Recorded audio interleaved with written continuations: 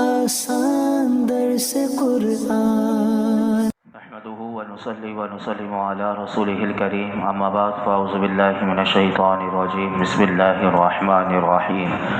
حميم والكتاب المبين إنا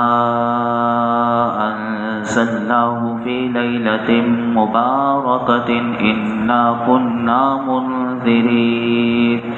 اللہ کے نام سے شروع جو نہایت مہربان رحم والا۔ حامیم، اس روشن کتاب کی قسم، بے شک ہم نے اسے برکت والی رات میں اتارا، بے شک ہم ڈر سنانے والے ہیں۔ سورہ دخان کا آغاز ہوا۔ سورہ دخان مکہ مکرمہ میں نازل ہوئی۔ سورہ دخان میں 3 رکوع اور 59 آیتیں ہیں۔ دخان جو اس سورت کا نام رکھا گیا تو عربی میں دخان دھوئیں کو کہتے ہیں۔ اس سورت کی آیت نمبر 10 میں آپ سماعت کریں گے کہ دخان کا لفظ آیا، اور وہ کیا بات ہے وہ ابھی آپ سماعت کریں گے۔ تو اس نسبت سے اس سورت کا نام دخان رکھا گیا۔ اس کے 3 فضائل میں آپ کے سامنے رکھتا ہوں، اور کیا زبردست اس کے فضائل ہیں، سنیے۔ ترمذی شریف میں حدیث پاک ہے کہ حضرت ابو ہریرہ رضی اللہ تعالیٰ عنہ روایت کرتے ہیں کہ رسول اللہ صلی اللہ علیہ وسلم نے ارشاد فرمایا، جس نے رات کے وقت سورہ حامیم دخان کی تلاوت کی، وہ اس حال میں صبح کرے گا کہ اس کے لیے 70,000 فرشتے استغفار کر رہے ہوں۔ سبحان اللہ، یہ کتنی پیاری صورت ہے کہ اگر روزانہ رات کوئی پڑھے تو میرے آقا فرماتے ہیں کہ 70,000 فرشتے اس بندے کے لیے استغفار کرتے ہیں۔ 3 رکوع ہیں، 59 آیتیں، کوئی مشکل نہیں ہے۔ تقریباً یہ 2.5 صفحے کی صورت بنتی ہے۔ اگر روزانہ پڑھنا چاہے تو 25ویں پارے کی یہ تیسری صورت ہے، آپ اس کو روزانہ۔ دوسری فضیلت سنیے میرے آقا نے کیا فرمایا۔ یہ بھی ترمذی شریف میں ہے کہ حضرت ابو ہریرہ رضی اللہ تعالیٰ روایت کرتے ہیں کہ رسول کریم صلی اللہ علیہ وسلم نے ارشاد فرمایا کہ جس نے جمعے کی رات یعنی شب جمعہ، جمعرات کا دن، اور اس کے بعد جو مغرب کے بعد رات شروع ہوتی ہے اسے شب جمعہ کہتے ہیں، تو میرے آقا نے فرمایا کہ جس نے جمعے کی رات میں سورہ دخان پڑھی اسے بخش دیا جائے گا، یعنی اس کی بخشش کر دی جائے گی۔ روزانہ نہیں پڑھ سکتے تو شب جمعہ کی عادت ضرور ڈالنی چاہیے۔ تیسری حدیث پاک سنیے کہ نبی کریم حضرت ابو حمامہ رضی اللہ تعالیٰ روایت کرتے ہیں کہ نبی کریم صلی اللہ علیہ وسلم نے ارشاد فرمایا کہ جس نے جمعے کی رات یا جمعے کے دن اس صورت مبارکہ یعنی سورہ دخان پڑھی تو میرے آقا فرماتے ہیں اللہ اس کے لیے جنت میں گھر بنائے گا۔ کیا شان ہے اس صورت کی۔ اب اس صورت کی 3 آیات میں نے تلاوت کی تھی، اس کی مختصر تفسیر سماعت کیجیے۔ حامیم یہ حروف مقطعات میں سے ہے، ایک حرف ہے اور اس کی مراد اللہ ہی بہتر جانتا ہے۔ پھر فرمایا کہ والکتاب المبین، اس روشن کتاب کی قسم، فرمایا کہ اس قرآن پاک کی قسم کہ جو حلال اور حرام وغیرہ اور ان احکام کو بیان فرمانے والا ہے کہ جس کی لوگوں کو حاجت اور ضرورت ہے۔ اور پھر فرمایا کہ بے شک ہم نے اسے برکت والی رات میں اتارا، کیونکہ ہماری شان یہ ہے کہ ہم اپنے عذاب کا ڈر سنانے والے ہیں۔ یہ برکت والی رات کون سی ہے؟ اکثر مفسرین کے نزدیک اس برکت والی رات سے مراد شب قدر مراد ہے، اور بعض مفسرین نے شب برات بھی اس سے مراد لی ہے۔ اس رات میں یہ برکت والی رات جو ہے مفسرین کہتے ہیں کہ مکمل مکمل قرآن پاک لوح محفوظ سے آسمان دنیا کی طرف اتارا گیا، اور پھر وہاں سے حضرت جبریل علیہ السلام 23 سال کے عرصے میں تھوڑا تھوڑا کر کے نازل ہوئے، اور اسے برکت والا اس لیے فرمایا گیا کہ اس رات میں قرآن پاک نازل ہوا، اور فرمایا کہ ہمیشہ اس رات میں خیر و برکت نازل ہوتی رہے گی، یعنی ہوتی رہی ہے اور ہوتی رہے گی، اور دعائیں جو ہیں وہ خصوصیت کے ساتھ وہ قبول کی جاتی ہیں۔ اب جن علماء نے کہا کہ اس رات سے مراد شب قدر ہے تو انہوں نے دلیل دی۔ اب دلیل کیا دی سنیے۔ وہ علماء جو کہتے ہیں کہ یہ آیت مبارکہ شب قدر سے مراد، اس سے شب قدر مراد ہے، وہ کہتے ہیں کہ سنو، وہ دلیل یہ دیتے ہیں کہ وہ کہتے ہیں کہ سورہ قدر کی پہلی آیت میں اللہ نے ارشاد فرمایا انا انزلناہ فی لیلۃ القدر، کہ بے شک ہم نے اس قرآن کو شب قدر میں نازل کیا، اور اس آیت میں کیونکہ اللہ تعالیٰ نے شب قدر میں قرآن مجید کو نازل فرمایا،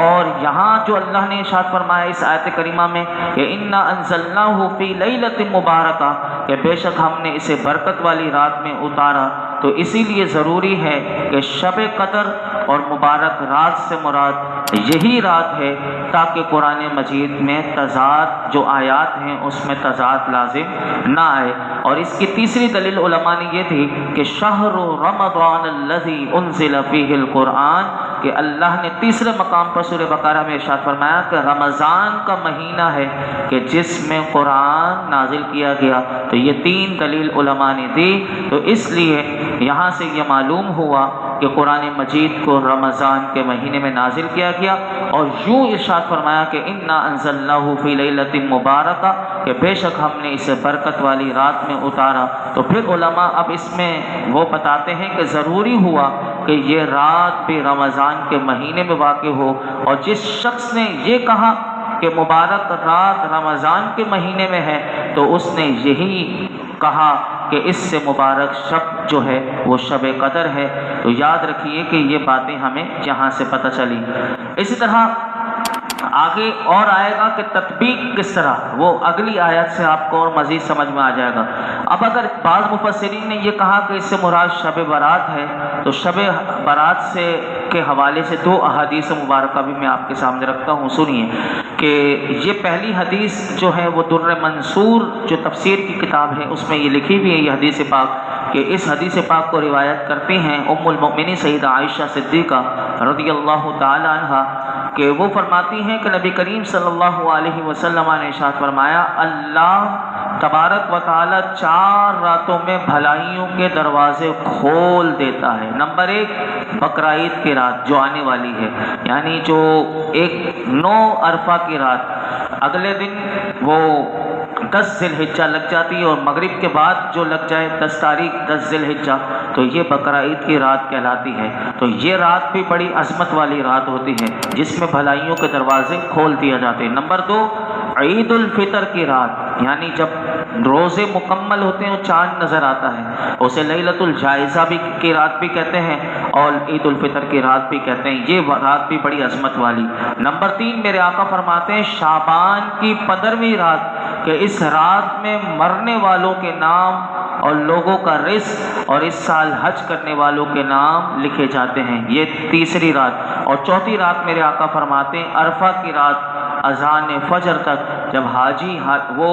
میدان عرفات میں ہوتے ہیں اور مغرب سے لے کر وہ فجر کے تک، یہ رات بھی بڑی عظمت والی ہوتی ہے۔ ویسے ہی عرفات میں وہ اپنے آپ کو گناہوں کو معاف کروا رہے ہوتے ہیں، اور وہ مزدلفہ کی رات جو ہوتی ہے بڑی عظمت والی رات ہوتی ہے۔ دوسری حدیث پاک میں فرمایا، یہ بھی ہماری ماں ام المؤمنین سیدہ عائشہ صدیقہ رضی اللہ تعالیٰ عنہ روایت کرتے ہیں کہ نبی کریم صلی اللہ علیہ وسلم نے ارشاد فرمایا کہ میرے پاس جبرائیل آئے اور کہا کہ یہ شعبان کی 15ویں رات ہے، اس رات میں اللہ تبارک و تعالی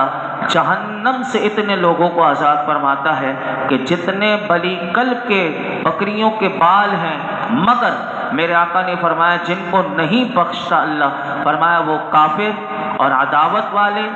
رشتہ کاٹنے والے اور تکبر سے اپنا کپڑے کو لٹکانے والے، نمبر فرمایا آگے والدین کی نافرمانی کرنے والے اور شراب کے عادی جو شراب پیتے رہتے ہیں، فرمایا ایسے لوگوں کی طرف اس مبارک رات میں بھی اللہ نظر رحمت نہیں فرماتا۔ پھر آگے فرمایا فیہا یفرق کل امر حکیم امرا من عندنا انا کنا مرسلین۔ اس رات میں کیا ہوتا ہے اللہ نے خود بتا دیا، فرمایا اس رات میں ہر حکمت والا کام بانٹ دیا جاتا ہے ہمارے پاس کے حکم سے، بے شک ہم ہی بھیجنے والے ہیں۔ ان دو آیات کا مختصر خلاصہ یہ ہے کہ اللہ رب العالمین نے فرمایا کہ اس برکت والی رات میں سال بھر میں ہونے والا ہر حکمت والا کام، یعنی جیسے رزق ہے، زندگی ہے،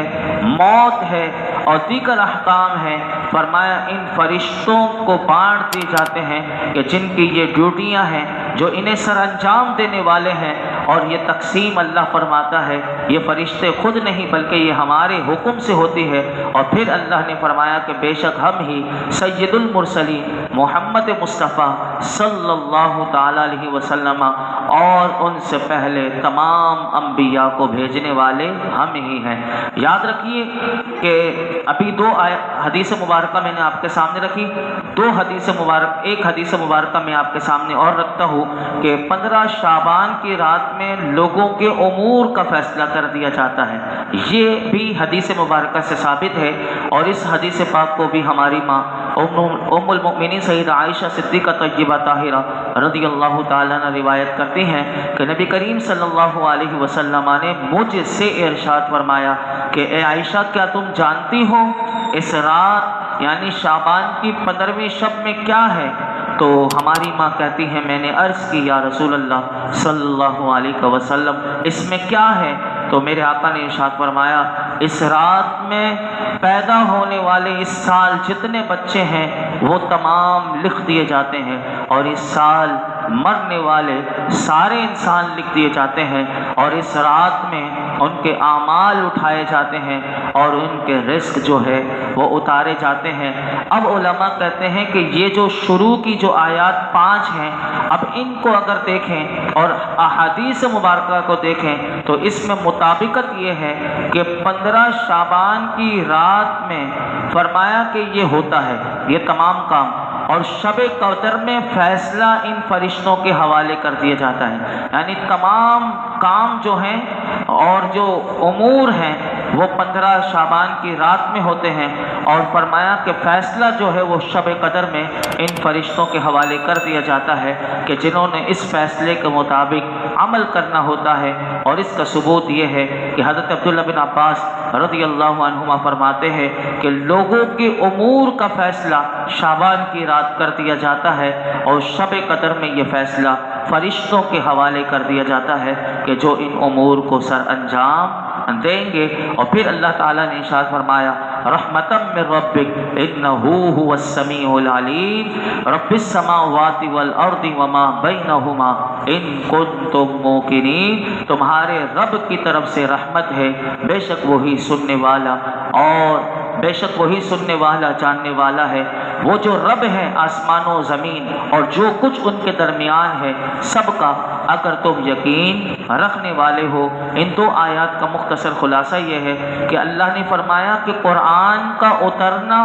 اور رسول کی تشریف آوری اس رب کریم کی طرف سے ہے کہ جو بندوں پر رحمت فرمانے والا ہے، اور جو آسمان اور جو کچھ اس کے درمیان ہے سب کا رب ہے، بے شک وہی ان باتوں کو سننے والا اور ان کے کاموں اور احوال کو جاننے والا ہے۔ پھر فرمایا اللہ نے اے کفار مکہ اگر تمہیں اس بات کا یقین ہو کہ اللہ ہی آسمان و زمین کا رب ہے تو اس بات کا بھی یقین کر لو کہ محمد مصطفیٰ صلی اللہ علیہ وسلم اللہ کے رسول ہیں۔ ان کنتم موقنین کا ترجمہ و تفسیر علماء نے یہ کیا کہ اے کفار مکہ، اگر تمہیں اس بات کا یقین ہے اور تم سے جب بار بار پوچھا جاتا ہے کہ کون ہے آسمان و زمین کا رب، تو تم اس بات کا اقرار بھی کرتے ہو کہ اللہ ہی ہے، تو پھر اس بات کا بھی یقین کر لو کہ محمد مصطفیٰ جو ہیں وہ اپنی طرف سے نہیں کہہ رہے کہ میں اللہ کا رسول ہوں، بلکہ وہ رب العالمین نے انہیں رسول بنا کر بھیجا ہے اور وہ اللہ کے رسول ہیں۔ اللہ رب العالمین ہم سب کو قرآن حکیم کا نور اور اس کا فیضان نصیب فرمائے۔ الحمدللہ رب العالمین والصلاة والسلام علی سید الانبیاء والمرسلین وعلی آلہ واصحابہ اجمعین۔ یا اللہ پاک جو کچھ سنا اس میں کوئی غلطی کوتاہی ہو معاف فرما، اپنی بارگاہ میں قبول فرما، قرآن حکیم کا نور اور اس کا فیضان عطا فرما۔ یا رب العالمین قرآن حکیم پڑھنے پڑھانے، سیکھنے سکھانے، سمجھنے سمجھانے کی توفیق عطا فرما۔ ہمارے لیے سیکھنا سکھانا، سمجھنا سمجھانا آسان کر دے، تفکر قرآن کی دولت سے نواز دے یا اللہ، تدبر قرآن کی دولت سے نواز دے، مرتے دم تک اپنے سوا کسی کا محتاج نہ کرنا، ہر قسم کی محتاجیوں سے یا اللہ ناگانی آفتوں سے، بلاؤں سے، مصیبتوں سے، پریشانیوں سے محفوظ فرما، ہر حال میں شکر گزار بنا، ہر شریر کے شر سے بچا، ہر ظالم کے ظلم سے بچا، ہر قسم کے جادو ٹونے نظر بد سے بچا، بلا مصیبتوں سے، پریشانیوں سے بچا۔ یا اللہ ہم سب کو خیر کی کثرت عطا فرما، خیر کو تقسیم کرنے والا بنا، ہمارے زندگیوں میں آسانی عطا فرما، ہمیں آسانیاں بانٹنے والا بنا۔ اللہ ہمارے رزق دسترخوان کو وسیع فرما، حرام کے لقمے سے ہمیں ہماری نسلوں کو بچا، جو تو عطا کر رہا ہے اسی میں برکت ڈال دے، اسی کو مبارک رزق بنا دے۔ یا اللہ ہر قسم کی مولائی کریم حرام رزق سے ہمیں بچا۔ یا اللہ تو ہماری دعاؤں کو اپنے محبوب کے صدقے میں درس قرآن کی برکت سے ہماری تمام دعاؤں کو قبول فرما۔ وصلی اللہ تعالی علی خیر خلق محمد وعلی آلہ وصحبہ اجمعین۔